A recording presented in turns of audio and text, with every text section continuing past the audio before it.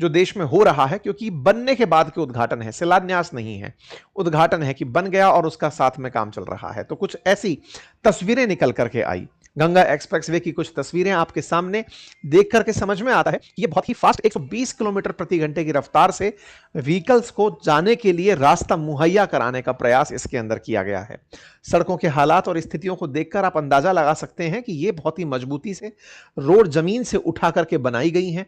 Road पर कोई भी और इधर से ट्रांजिट होकर ना आ जाए, उसका खास ख्याल रखा गया है। एक्सप्रेस हाईवे पर यह भी तय किया गया है कि ये जो सीमेंटेड आप जो जगह देख रहे हैं, ये असल मायने में अगर कभी फाइटर जेट को उतरना हो तो उसके लिए विकसित की गई जगह हैं, जिन्हें आप सड़कों पर देख रहे हैं। गंगा एक्सप्रेसवे मेरठ से शुरू होकर प्रयागराज तक जाएगा। हापुड़, बुलंदशहर, बदायूं, हरदोई, उन्नाव, रायबरेली, प्रतापगढ़ होते हुए प्रयागराज तक ये पहुंचेगा। प्रधानमंत्री ने यह भी कहा कि इसी एक्सप्रेसवे से हरिद्वार को भी जोड़ा जाएगा। पहले तक प्रयागराज जाने का जो रास्ता था वो वाया कानपुर 684 किलोमीटर मेरठ से पड़ता था, लेकिन अब 594 किलोमीटर पड़ेगा, ऐसा यहां पर सूचनाओं के थ्रू माध्यम से बताया गया। प्रधानमंत्री ने यहां पर एक पौधारोपण भी किया, साथ ही साथ योगी आदित्यनाथ के साथ उस जगह का मुआयना किया, सड़क को समझा, सड़क पर पैदल चलकर इस पूरी जगह का मुआयना किया। सड़कों के विकास के साथ साथ यह भी सुनिश्चित किया कि ये हाई स्पीड सड़कें हैं, बल्कि नए सपनों का गेटवे हैं। राजनीतिक बयानबाजी में कहा कि यूपी में कभी माफियाओं पर फिल्में बनती थी, आज यूपी की कानून व्यवस्था का देश भर में उदाहरण दिया जाता है। कुल मिलाकर के इस तरह का उद्घाटन और साथ में बयानबाजियों का काम बनता रहा। खैर, अब हम आते हैं मुद्दे के ऊपर कि सब सड़कें होती कितनी प्रकार की हैं। तो देखिए, जहां गांव की सड़कें बनी है तो ग्रामीण सड़कें होती हैं, शहर में बनी तो शहरी सड़कें होती हैं। लेकिन आप गांव को शहर से कनेक्ट करती हुई सड़कें जो देखते हैं, पहले प्रधानमंत्री ग्राम सड़क योजना के तहत उन्हें बनाया जाता था, उन्हें अब ग्रामीण सड़कों में कंसीडर किया जाता है। अगर शहर दो बड़े हैं, उन्हें आपस में कनेक्ट करने वाले हाईवे राज्य ने बनाए हैं तो राज्य हाईवे, और अगर केंद्र सरकार ने एनएचएआई द्वारा बनाए तो राष्ट्रीय हाईवे कहलाते हैं। राष्ट्रीय हाईवे हो या स्टेट हाईवे, इन पर कोई भी व्यक्ति कहीं से भी एंट्री कर सकता है, या फिर कहिए कि ये चूंकि जमीन से उठकर नहीं बनाए जाते, सड़कों की रोड से मतलब जमीन से सीधी कनेक्टिविटी होती है, तो आप रोड के किनारे उतर के भी खड़े हो लेते हैं, खेत तक भी घूम आते हैं। अगर आपका किनारे कहीं घर है तो आप उसका भी एक्सेस पा ही जाते हैं। बस इन्हीं चीजों को ध्यान में रखते हुए जो फिलहाल हाईवे बनाए जाने शुरू हुए, इन्हें जमीन से ऊपर उठाकर बनाना शुरू किया गया, ताकि कोई भी व्यक्ति सड़क से जमीन तक ना जाए और जमीन से कोई व्हीकल लेके सड़क पर ना आए। इसके दो फायदे हैं। एक तो कोई भी वाहन जो द्रुत गति से चल रहा है वो किसी अकस्मात हुए एंट्री से, चाहे वो व्हीकल की है चाहे पशु की है, उससे बचता है। तेजी गति की गाड़ी की बनी रहती है और परिवहन सुरक्षित रहता है। इसी प्रकार से एक्सप्रेसवे का कंसेप्ट निकला।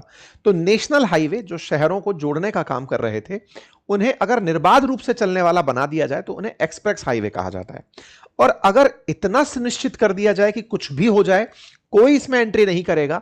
जहां एक्सप्रेस हाईवे को थोड़ा उठकर बनाया गया, फ्रीवे बिल्कुल समझ लो हवा में बना दिया गया, या फिर इतना सुरक्षित बना दिया गया कि आप ये टेंशन ही नहीं कर सकते कि कोई बाहर से आ सकता है, तो वो फ्रीवे होता है। तो कुल मिलाकर के हाईवेज में नेशनल हाईवे, एक्सप्रेसवे और फ्रीवे तीन प्रकार के कंसेप्ट होते हैं।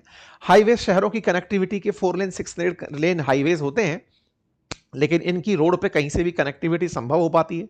वहीं पर एक्सप्रेस हाईवेज की जब बात की जाती है तो ये कनेक्टिविटी के वो हाईवेज हैं जिनमें सुनिश्चित की हुई जगह से ही लोग एंट्री कर सकते हैं। रोड साइड सरकार या फिर निर्माता जो भी कंपनी है वो तय करती है कि कहां पर उतरने की जगह दी जाएगी, कहां पर रेस्ट एरिया दिया जाएगा, कहां पर पेट्रोल पंप होगा। जैसे अभी गंगा एक्सप्रेस में जो बना है, इस पर हर 75 किलोमीटर पर पेट्रोल पंप की व्यवस्था दी गई है, जो कोको मॉडल पर है, यानी कि कंपनी ऑन है, कंपनी ही ऑपरेट करेगी उसे। तो बीपीसीएल के पेट्रोल पंप्स हैं, उनको यहां पर जगह दे दी गई है। ऐसे ही 5 जाते समय और 4 आते समय रेस्ट एरिया दिए गए हैं। उन रेस्ट एरियाज की जगह पहले से डिफाइंड है। वहां पर जो ब्रांड्स काम करेंगे उनको अपनी होटल ऑपरेट करने का, रेस्टोरेंट ऑपरेट करने का, जो भी जगह वहां पर मतलब यात्री के लिए सुरक्षा की या आराम की व्यवस्था के लिए जरूरी है, उनको बनाने की जगह दी गई है। तो इस प्रकार से ये सुनिश्चित होकर बनता है। ऐसा नहीं कि रोड साइड पूरे रास्ते आपने होटल और ढाबे बनते हुए देख लिए, ऐसा इन जगहों पर नहीं होता। जहां तक बात हो फ्रीवे की, तो यहां पर पूरी तरह से यह सुनिश्चित किया जाता है कि गति को तो कोई नुकसान होगा ही नहीं, लेकिन फ्यूचर में भी अगर आप चाहो कि मैं रोड पर चढ़ जाऊं, आप नहीं चढ़ पाओगे। वो दैट इज फ्रीवे टाइप का फीचर जो भारत में अभी नहीं है। एक तरह से एक्सप्रेस वे का जो नेक्स्ट लेवल है वो फ्रीवे है। एक्सप्रेस वे पर गति भारत के अंदर फिलहाल 120 किलोमीटर प्रति घंटा बहुत से हाईवेज पर रख दी गई है, एक्सप्रेस हाईवेज पर रख दी गई है। फ्रीवे में इसकी गति सीमा और बढ़ा दी जाती है, जिसमें सीमाएं एक्सटेंड की जा सकती हैं। तो ये कुछ सड़कें हैं। जहां तक बात हो गंगा एक्सप्रेस हाईवे की, ये 594 किलोमीटर लंबा एक्सप्रेस हाईवे है जो मेरठ को प्रयागराज से जोड़ेगा। 120 किलोमीटर प्रति घंटे की रफ्तार से गाड़ियां यहां भी चलेंगी। उद्देश्य है कि इससे ट्रेड और इन्वेस्टमेंट बढ़ेगा। यहां पर मेरठ से हापुड़, बुलंदशहर, अमरोहा, संभल, बदायूं, शाजापुर, हरदोई, उन्नाव होते हुए प्रयागराज तक पहुंचने का लक्ष्य रखा गया है। इसकी कुल लागत 36,320 करोड़ रुपए आई और इसको अब यहां से यहां तक ट्रेवल करने में 6 घंटे का समय लगेगा। अलग अलग जिलों में से होकर गुजरेगा। उनके कुछ स्टेट्स आपके सामने रख दिए गए हैं। यहां पर जो एयर स्ट्रिप भी बनाई गई है वो इस तरह की कि रात को भी अगर फाइटर जेट उतरे तो उन्हें वो रोड पर चमक के साथ जगह दिखाई देती रहे। अब उत्तर प्रदेश में 4 जगह एयर स्ट्रिप्स हो चुकी हैं, गंगा एक्सप्रेस वे पर, यमुना एक्सप्रेस वे पर, लखनऊ आगरा एक्सप्रेस वे पर और पूर्वांचल एक्सप्रेस वे पर। यह इसलिए क्योंकि युद्ध के समय पर दुश्मन द्वारा कई बार जो एयरबेस हैं उनको निशाना बना दिया जाता है। तो एयरबेसेस को बचाते हुए एक्सप्रेस हाईवेज पर लैंडिंग सुनिश्चित हो सके, उसके लिए रोड पर ही, एक्सप्रेस हाईवेज पर ही फाइटर जेट्स के उतरने की व्यवस्था की जाती है। अब थोड़ा सा इतिहास बतिया लेते हैं।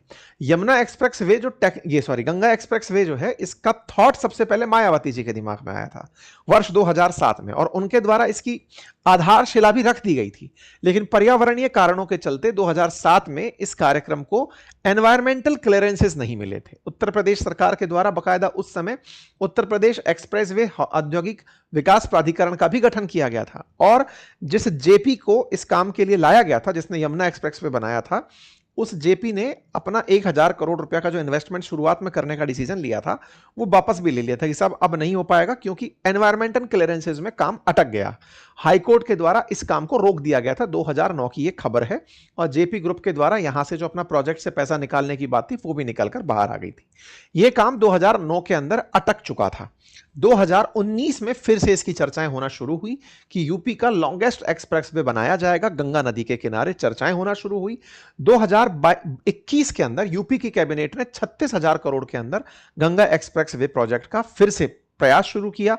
इस बार बकायदा क्लियरेंसेज, एनवायरमेंटल क्लियरेंसेज ले लिए गए। यह काम पूरी तरह करने के बाद 12 साल बाद फिर से इसको रीइग्नाइट किया गया।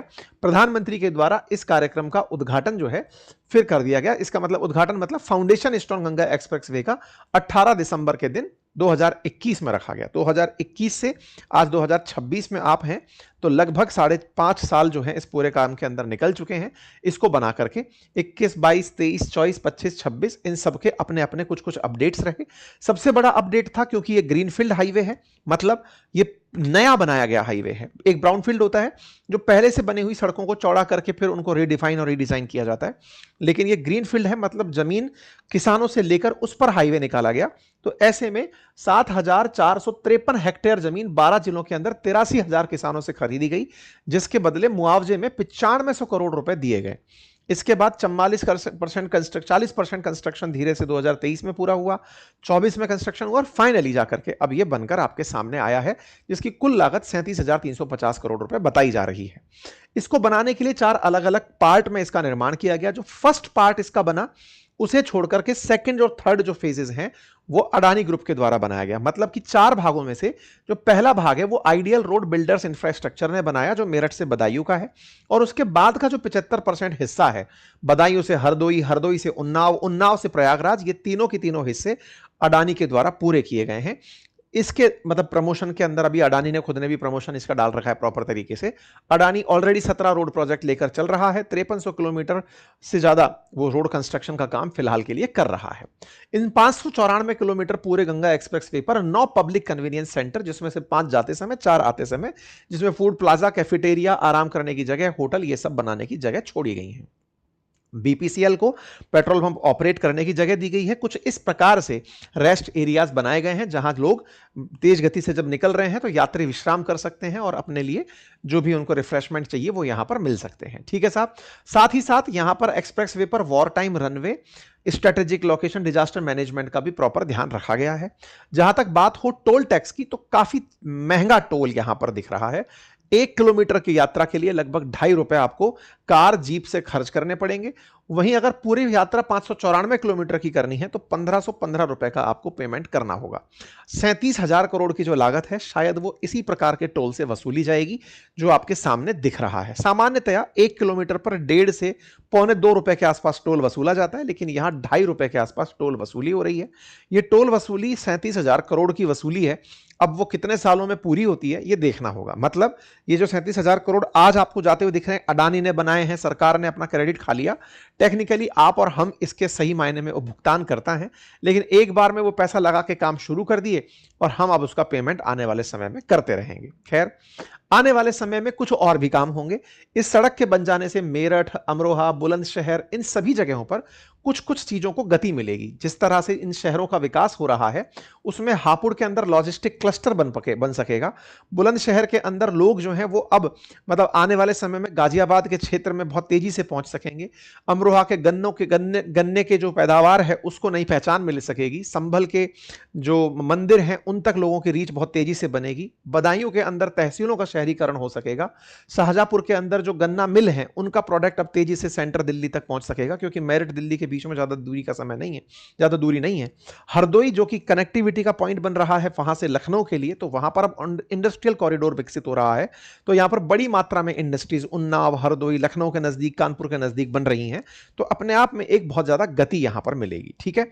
अब उत्तर प्रदेश की अगर बात की जाए तो एक्सप्रेस वेज यहां पर गंगा एक्सप्रेस वे है, पूर्वांचल एक्सप्रेस वे है, आगरा लखनऊ एक्सप्रेस वे है, बुलंदशहर, गोरखपुर, यमुना, ये तमाम एक्सप्रेस वेज फिलहाल उत्तर प्रदेश के अंदर बनते चले जा रहे हैं और कुछ ऑलरेडी निर्माणाधीन है जिनका कार्य आने वाले समय में धीरे धीरे पूरा हो जाएगा। यह रहा उत्तर प्रदेश का सार। जहां तक बात हो भारत की, तो भारत में दिसंबर 2025 का स्टेट्स है कि 1,46,560 किलोमीटर के हाईवेज बन चुके हैं, जो दुनिया में सेकंड लार्जेस्ट नंबर कहलाते हैं।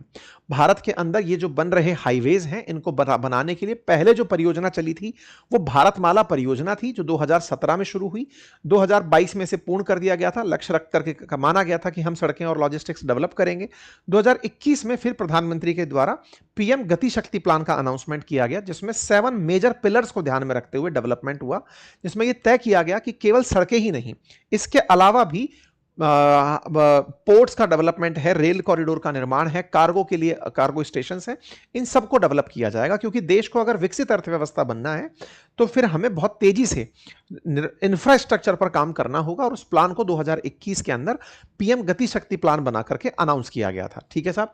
आज देश के अंदर अगर मेजर ऑपरेशनल एक्सप्रेसवेज हाईवेज की बात की जाए तो इनकी कुछ फहरिस्त लिस्ट में मैंने यहां लगाकर आपके सामने शो की है, जो आप देख सकते हैं। हालांकि इसको बार बार मैं शब्दों में बयान करके भी लिखा हुआ रिपीट ही करूंगा, तो इसलिए बस मैं आपको दिखा रहा हूं कि एक नंबर ऑफ लिस्ट तैयार हो चुकी है हमारे देश के अंदर एक्सप्रेस हाईवेज की।